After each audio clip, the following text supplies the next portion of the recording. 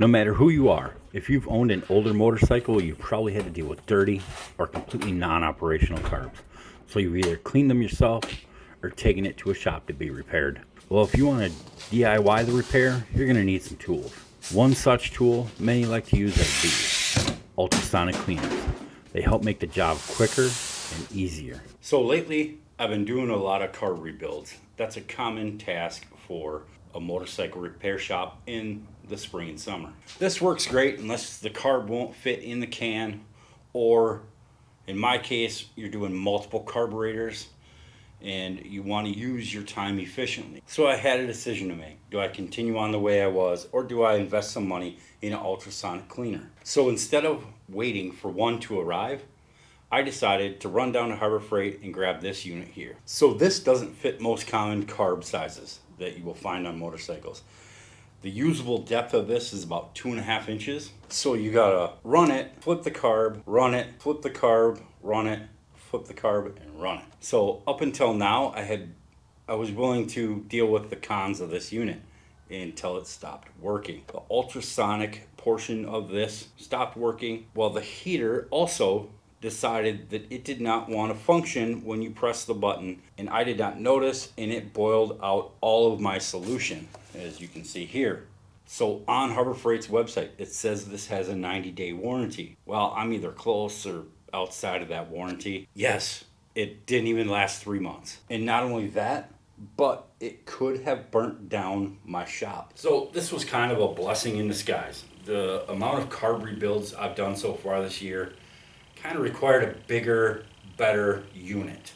Something that could handle carbs and not have to sit there and flip them. So this here is the 10-liter ultrasonic cleaner from Anbull. I'll leave a link in the description to this unit, but let's go over some specs while I'm getting this thing out of the box. So this unit is made out of 304 stainless steel.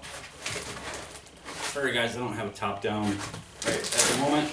It says it functions at a frequency of 40 kilohertz. There's the top. So this has 4 transducers in it for a total of 240 watts. It also has a 200 watt heater. So the time control can go from to 30 minutes, and the temperature goes from 0 to 176 degrees Fahrenheit. So now that we got through those, let's see what's included. So we have the basket, instruction manual, worm clamp, and this looks like some sort of filter for the drain in here possibly. Yep, that's what that looks like. A separate power cord. This is not attached to the unit, which is very nice. The way I understood it, this looks like 2 parts baskets. So you can put your parts in here, close this latch, and then you will hook this on the basket. That way when you pull the basket out, this will come with it and all your parts are in here being cleaned. I've used it as well, like baby food jars. I'll put the smaller parts in there and do them that way. So it also comes with about 2.5 foot of hose, the basket that has little rubber feet, and the lid. So the top of this is not blue. This is a protective coating for when they're bending or forming the stainless steel. It helps keep scratches out of the stainless steel.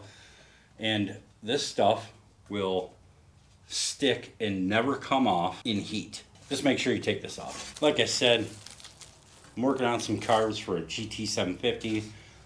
Leave a like if you would, if you want to see the before and after with this unit of those carbs. Thanks for watching, guys.